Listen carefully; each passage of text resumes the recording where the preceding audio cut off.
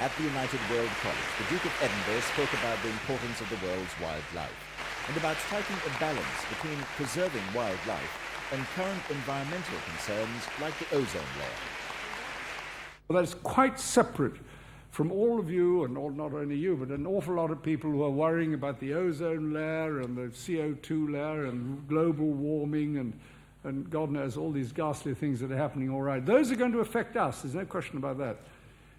But somehow or other, somebody's got to look after the rest of the life on this planet, which after all, we are part of the life on this planet. We cannot exist without the rest of it.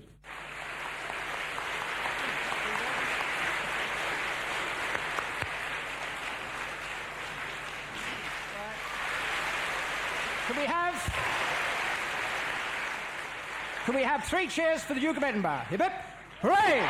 Hip hip, hooray! Hip hip, hooray! Thank you.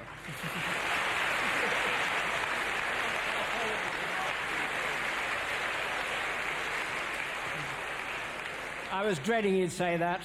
What about a half holiday to mark the occasion, he said.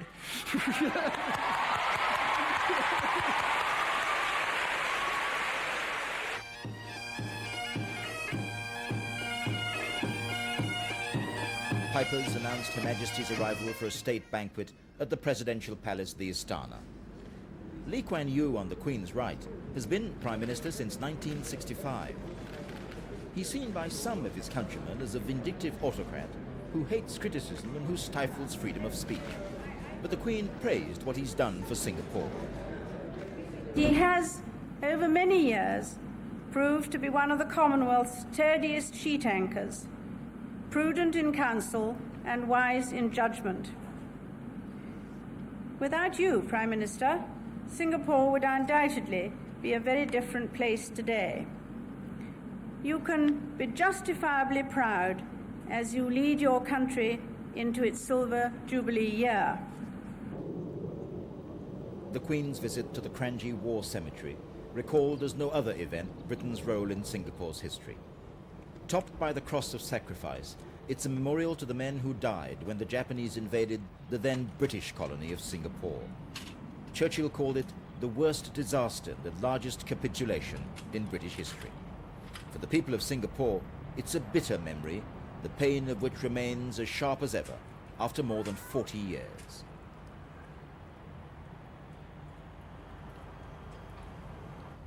The cemetery sits on a bluff which overlooks the straits where the Japanese landed in February 1942. The invasion took its toll. The occupation was much worse. Many of those remembered here died in the unspeakable horrors of the construction of the rail link between Thailand and Burma. Of one party of 7,000 sent from Singapore to Thailand in April 1943, 25% were dead by that August of starvation, heat, disease, and sheer brutality.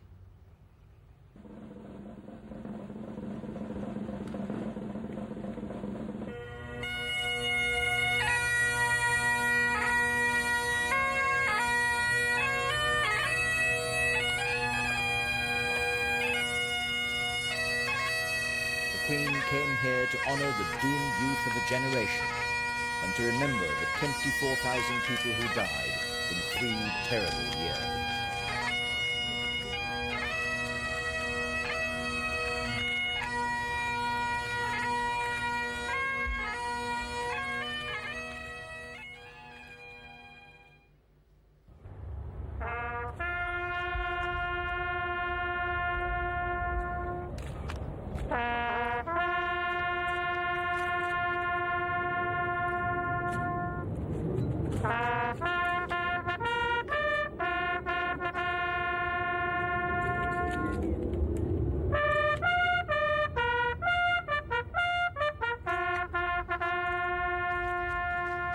No mockeries now for them, no prayers nor bells, the shrill, demented choirs of wailing shells, and bugles calling for them from sad Shire.